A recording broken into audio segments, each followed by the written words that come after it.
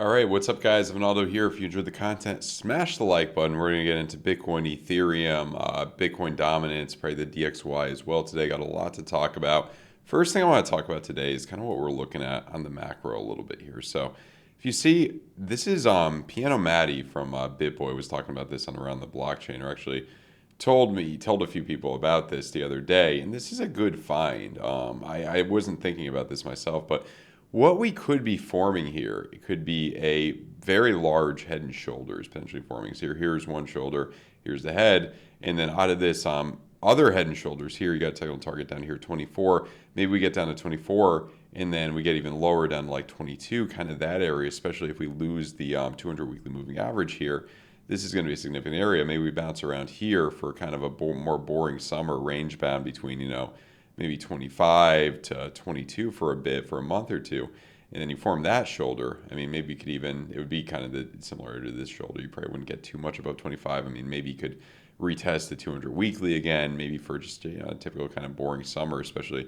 You saw a lot of boringness in 2015 and 2019. It wouldn't surprise me if you see more boring type price action over this summer. And then finally from there, you break down out of the head and shoulders down to, I mean, you would have a technical target around back to the 15 to the, the previous bottom right here. And you may see that, I mean, how long would that take? You may see that sometime in September, October, sometime towards the end of the year.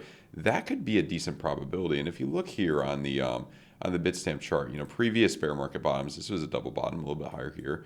This also was somewhat of a double bottom here. So in these accumulation years, you do typically see double bottoms. Now, the other thing too that I want to show you guys in the macro is the 16-day right here. You got the trigger wave, coming down. Here you would say also, you qualify this probably as a trigger wave, money flow coming out, making a lower momentum wave there.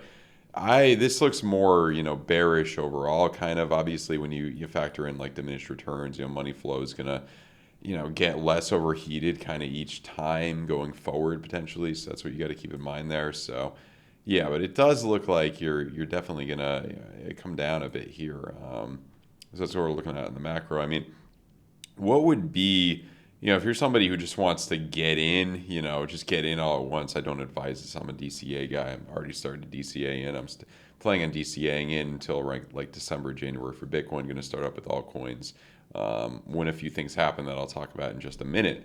But right here, man, right when you got into the red, confirm the red here, good place to just get in and ride that up. I wonder if it'll happen. It probably won't happen exactly that way, this time, but it's something to keep an eye on. Once this really plays out, you may be in a really good buying opportunity. So now if we get down to, obviously the 2-day here, you're crossing into the red.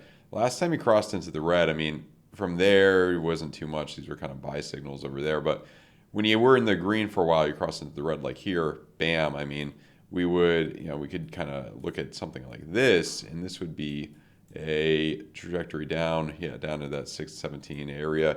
I think it may take some time. To get down there. I don't know if you're just going to crash quickly. I think if we do see a black swan and you just crash quickly, that's going to happen sometime relatively soon within the next few months, especially if the stock market tanks. But kind of the environment we've been seeing for at least for the traditional markets is more of a slow bleed. So, I could see more of like a slow bleed down, something more like that even.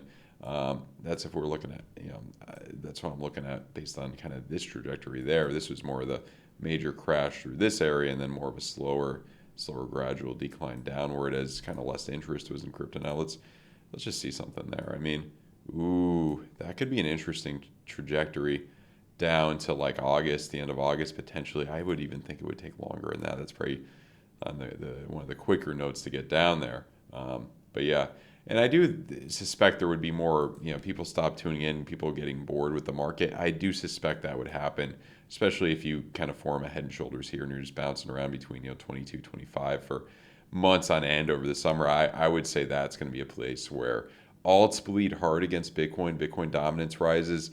And then, a lot of people are really bored. And then when you finally break downward, it's not like a break downward here where people get all excited and buy it up. You know what I mean? It's a break downward where you come up, but people aren't as excited. Slowly, probably a lot of whales buying, stuff like that.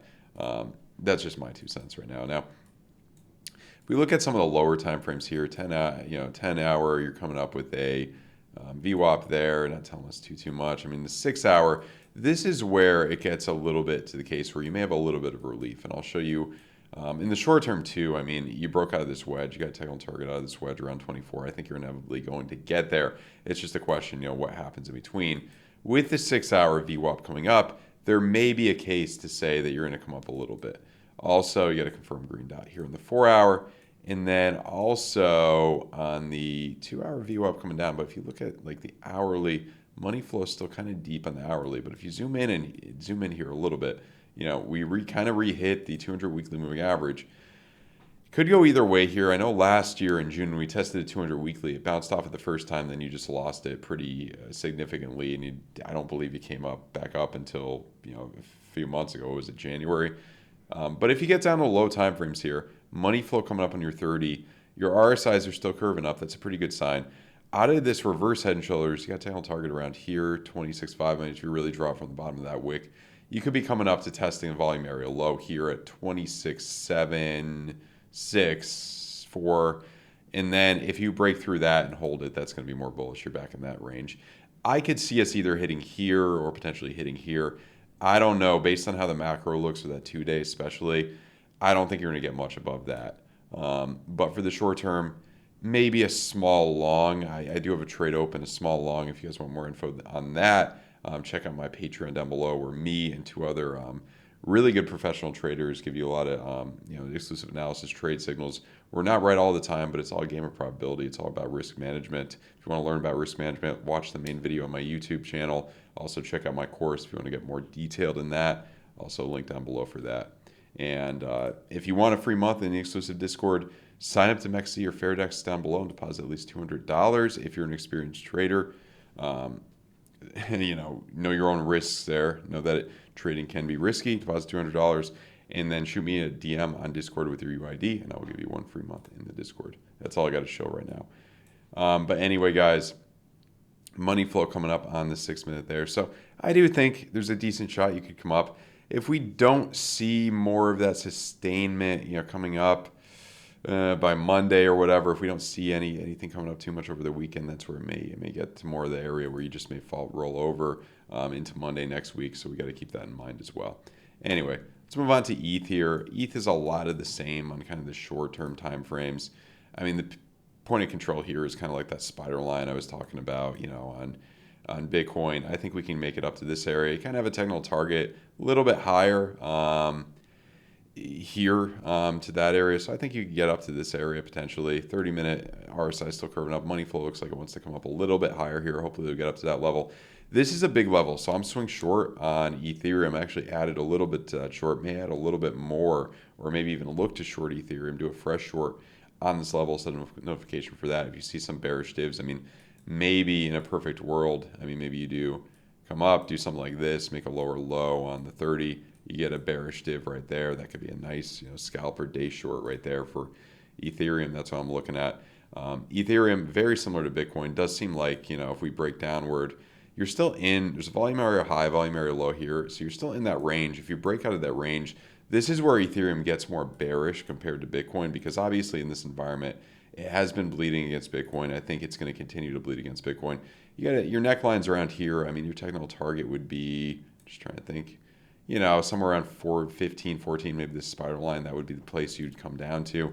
I think ETH could start to really bleed against Bitcoin here because, you're in that range. If you break out, just a technical target for the parallel channel to break out of this would be right here, 15, that kind of area. That could be a good potential place. There's a lot of traffic right there to break down from. So I do think ultimately that could happen.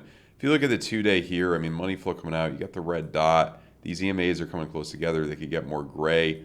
Daily printing a red dot. Your gapped RSIs are now curving back down.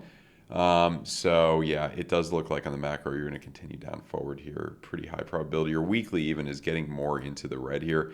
And the way I would map this out, sorry if this is like kind of out of order with the time frames here. The way I would map this out is kind of something of this nature for a really good buying opportunity later summer, kind of at the earliest here. I'm going to be starting a DCA in when the 12-day crosses into the red here, similar to this accumulation zone. Hopefully we'll come down significantly by the time that happens. I think we will. So yeah, that's what I'm looking at. And that's the main thing for ETH. I think ultimately the most likely scenario here is going to be where you come up, maybe this area, maybe a little bit higher, mess around here, and then you reject from the POC and come back down here, potentially losing this area and, excuse me, and breaking down farther. That's what it kind of looks like right now. That's all I got for ETH at the moment. Now let's look at just one last thing on ETH actually. The 2-day is about to confirm, the red dot about to confirm in 10 days. Not looking too good there. That's like a trigger wave, similar to what I showed you kind of on Bitcoin. This is even more similar. Trend reversal from here and then the red dot, and then you just come down. This is how 59% would bring us down here. A little bit of a lower low. I don't think, if you're mapping it out to, pandemic lows at 68% down, ooh, right there. That'd be wild if history repeats just like that and you hit that area in towards the end of the year. I mean, look, I don't know if it's going to go that low, but I will tell you this, I'm pretty confident that I will be buying a lot of ETH if it does go that low at these levels. You know what I mean? That's what I'm looking at right now. And then if we look at obviously total, I've been looking at for a while, total 2, you're rejecting from this area, coming down, gap to RSIs, total 3 on the 2 week, looks just atrocious here. And if you look at also Bitcoin dominance is useful to look at. I mean, shout out to Mitch Ray for telling me about this the other day. This isn't a Wyckoff accumulation. We're almost a phase E where you break out. Your technical target is around 60, 59.60 up here. I think you're at least going to get up to mid 50s here. That's maybe the place where I would start to DCA into alts. But in all likelihood, you could get up this high. I know some people are talking about 70% or whatever. I think it's going to be one of those things where you get up to 60, you get to the mid to high 50s. Everybody's talking about 70%. That's the time to start getting into altcoins. You know what I mean? This is probably going to make a lower low from this area, I would think. And I mean, even if it does get to 70, if you still DCA into altcoins that have good fundamentals, I think you would be okay. Unless you're some crazy Bitcoin maximalist, some adamant Bitcoin maximalist who thinks everything is going to zero against Bitcoin, you're probably going to be fine. I mean, that's probably not going to happen. This isn't financial advice, but that's unlikely to happen. You know what I mean? That's unlikely to happen. So that's what I'm looking at right now. The other thing that's interesting to look at, obviously, the Dixies, fighting back above this line, that's a good sign. Jumping off of 103. I've been talking about this coming back for a while. It's looking pretty good. I don't know what's going to happen at the next FOMC meeting. Now the odds are a little bit favored that they're going to raise it 25 basis points. I don't know. I mean, if they do, that's a lot of courage, and that would bring this higher, and that would tank markets. We'll see. I think regardless of what they do, markets are going to come down either way. I think them raising it just kind of speeds up the process. This is the last thing I want to show you guys. Real estate. See these EMAs, the market cipher A, all turning gray. The last time this happened on the monthly was obviously 08. History rhymes. It doesn't repeat. I don't think we're coming down 67%, but I think a really good goal is going to be 50, to pandemic lows or something. And that would be mapped out to mid 2024. I think real estate normally bottoms out kind of after everything else. So mid 2024 would be a good place to look. And that's probably by the time they start slashing rates too. That could be a good place to buy a house, buy a condo or something. That's what I'm looking into right there. So that's all I got right now. Actually, let's just look at Cardano real quick. This is a little bit exclusive information, kind of forming head and shoulders here. Technical targets down here, 27 cents. Looks god awful on the 2-day. That confirms in a day. So this could be a good short coming up for this guy. Good swing short potential here, I think. That's what I'm looking at right now. Anyway, guys, hope you enjoyed the video. Please smash the like button, subscribe to the channel if you are new. And that's about it. Check out the exclusive Discord down below. If you want a really good trading course, check out my trading course down below. A lot of people have really liked it. Really good for beginners. Discount code BearMarket20. Link down below. And also, if you guys want to trade, check out the links to MEXC and FAIRDESK down below. With FAIRDESK, you don't need a VPN or a KYC, so that's really good. And I told you about the promo before. If you deposit $200 into either of those, I'll give you one free month in my exclusive Discord. All right, guys, have a good one. Bye.